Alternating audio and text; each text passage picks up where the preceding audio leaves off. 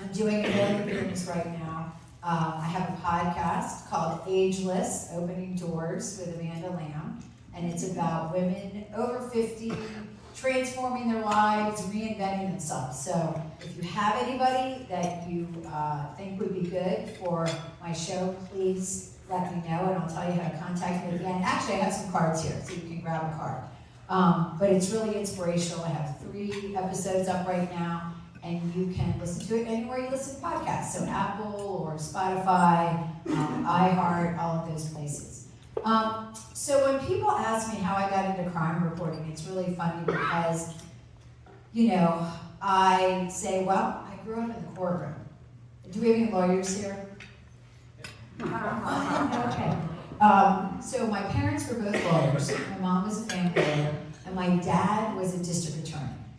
And when I was about 13 years old, I went to my first murder trial, which probably in hindsight was not the best idea. But it kind of sowed the seeds for me in terms of what it was like to see something that was so intense and so tragic, kind of stripped down to the facts and the law, and taking that very dramatic incident and bringing it into a courtroom. And I also grew up doing theater, so I loved the combination of the theater involved in the courtroom. Has anybody ever watched the trial, either on TV or in person?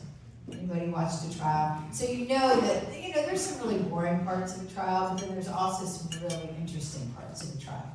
I was always fascinated by puzzles, and that to me is what a criminal trial really is. The prosecutor takes all of these facts, and then he has to weave it into a story because the jurors are just regular people like us. And a jury isn't going to pay attention unless you engage them. And the way you engage them is by telling them a story.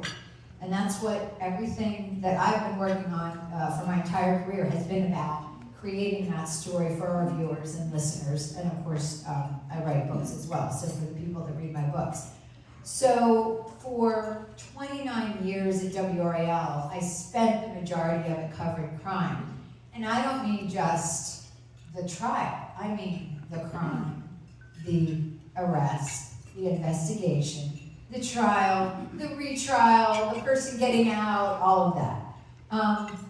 But when I go back and I think at the beginning of my career, I had absolutely no idea that's what I was going to do.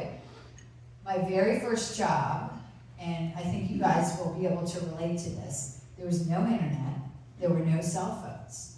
So I packed up my car with a box of resume tapes, physical tapes, a folder full of resumes, 2 dry clean suits, and a AAA map.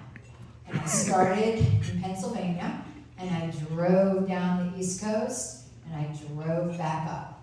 And I had something back then called the Broadcasting Yearbook, which is like the Bible of broadcasting. So it had, every station in the country listed and who the news director was. But of course, by the time it came out in print, it was already outdated. So you really didn't know whose door you were knocking on. When I tell this to my journalism students, they look at me wide-eyed like, no, I would never do that. I would never do that.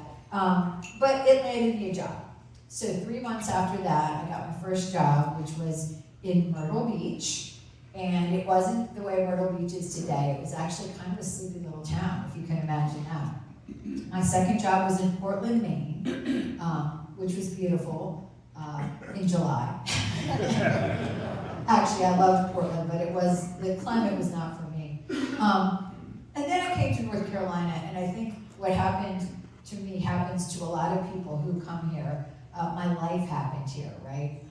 I was supposed to be here for 2 years, and then, it's kind of a nice place to live, right? It's a pretty awesome place to live. So I ended up getting married, having kids, and creating a life here.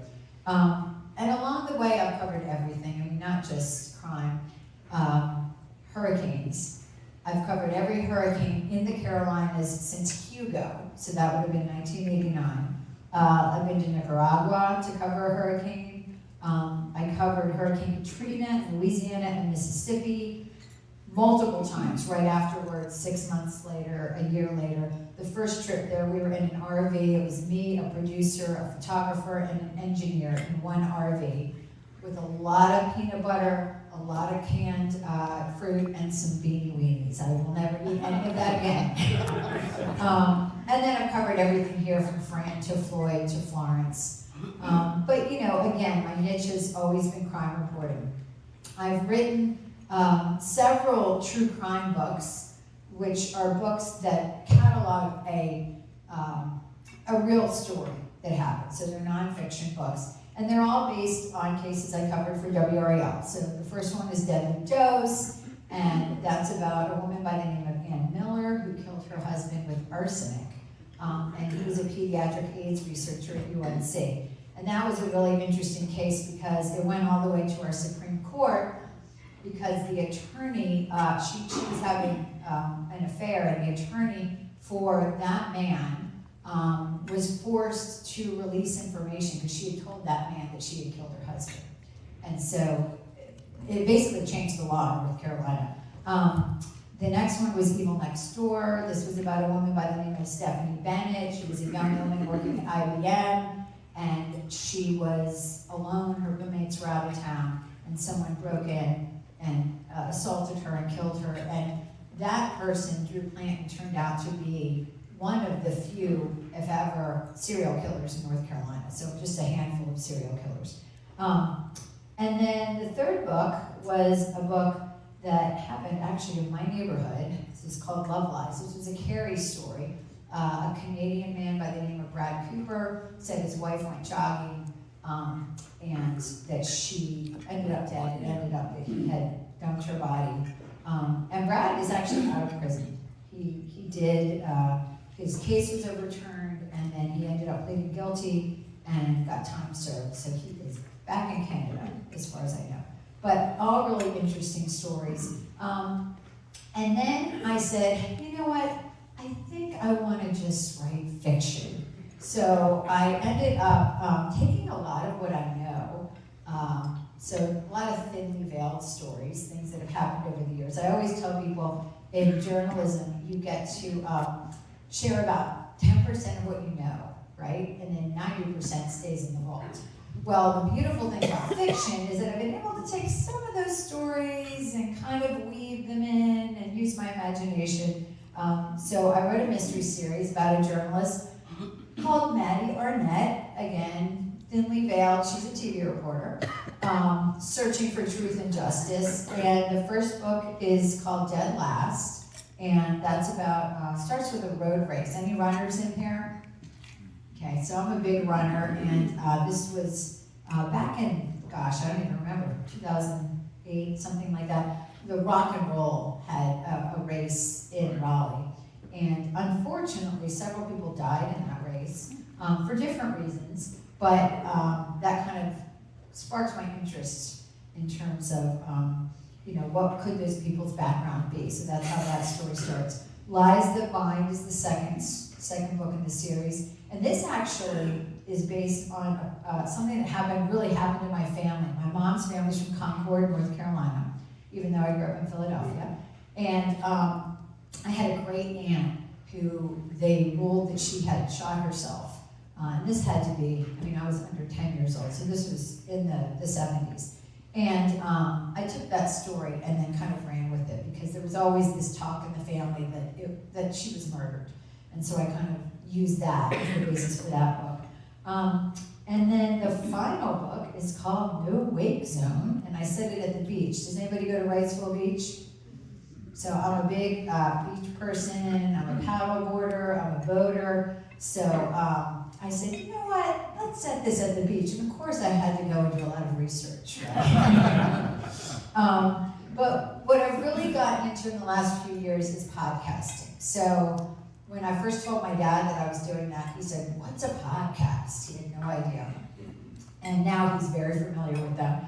But the way that I described it to him, I said, Dad, when you were growing up, he's 83, I said, do you remember sitting around before there was TV? You sat around the radio, right? And you listened to stories. I said, that's what podcasting is. Podcasting is telling a story. but doing it in an in-depth way. And doing it, sometimes what I like to say in podcasting is we go down a lot of rabbit holes.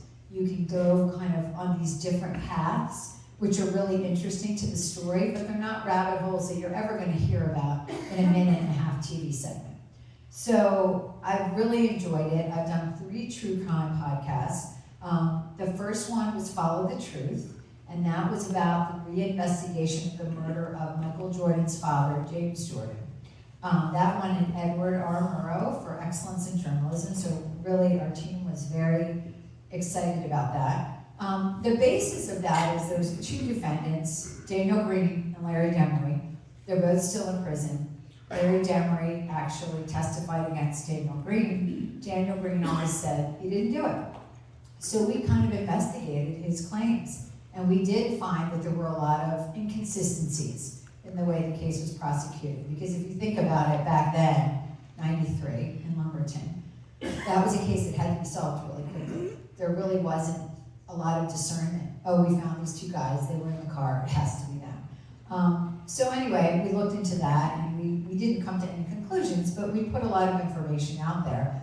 And we had thought maybe he would get granted a new trial. That did not happen. The next one I did is called What Remains. And we started with a forensic anthropologist at NC State, Dr. Ann Ross. Does anybody know Dr. Ross? She's really an incredible person. So she basically is exactly what you think of a forensic anthropologist. You go into her lab, and there are just skeletons everywhere. And then on the wall, there are tools. Machete, axe, all these things. And I said, oh, Ann, what are those for? And she said, that's how I can see what kind of marks are left on the bone, so I know what the weapon was. But anyway, she helps take all of these unidentified remains for the state of North Carolina and try to connect them to missing and murdered people. Cases that are 10, 20, 30, 40 years old. It's incredible. And what's really incredible is that the science has increased so much when it comes to DNA that you can take a tiny bit of degraded DNA and figure out who people are. In addition to that, forensic genealogy has come so far, and you've probably seen some national stories about that. So we did 20 episodes, and we started with North Carolina and then ended up doing episodes from all over the world because there's so many cases that are now being solved. It's really incredible. And what it takes is law enforcement, prosecutor, family coming forward and saying, can we retest that DNA? And a lot of times that's all it takes. And then the final one I did, which is kind of pretty new, it's been out in the last few months, is called The Killing Month, August 1978. So remember where I started, 13-year-old in the courtroom. Well, this actual podcast is a case that happened in Pennsylvania when I was growing up, when my dad was the DA. And it always stuck with me. It was a group of outlaws who were stealing, of all things, tractors. So they would take a tractor trailer in the middle of the night, and you may know more about tractors than I do, but they would roll the tractor. They didn't have to turn it on. They would somehow roll the tractor up into these tractor trailers and drive off with them. They also stole Corvettes, they stole art, they stole antiques, but their big thing was this farm equipment. So they had some younger guys, nephews, son, stepson, in the gang, and they would kind of bring them along, right? Well, the younger guys started getting caught. And when they started getting caught, they started snitching to the police to make deals. So then the older guys started killing the younger guys. So it's a fascinating story. I worked on it with my 83-year-old dad, and that was just a gift to spend months, call him every day. Okay, so I found this, but what does this mean? Many emails, many phone calls. But the best part of it was, and he connected me with all the old investigators and, people, witnesses, and people connected to the case. The best part of it was giving the people that solved this case, because remember, back then, there's no DNA, there's no surveillance video, there's no GPS tracking. I mean, everything that they did to solve this case was boots on the ground. And so to give them this kudos and this praise for this case from 45 years ago. That a lot of them, they went on to have good careers, but they never got that kind of, accolades that they deserved. So it was a real humbling and honestly incredible experience to work on it. I'm still thinking about doing more true crime. I'm talking to a family right now. There's a couple unsolved cases in Wake County that I would love to revisit because I've always, they've kind of stuck with me over the years. People say, well, isn't it hard to cover crime? And I'm like, yes, it is, but if you can put some context to it and you can humanize it and make people really understand the loss and what the families have experienced, I think that you can really make people relate to it and create some awareness, especially about a cold case.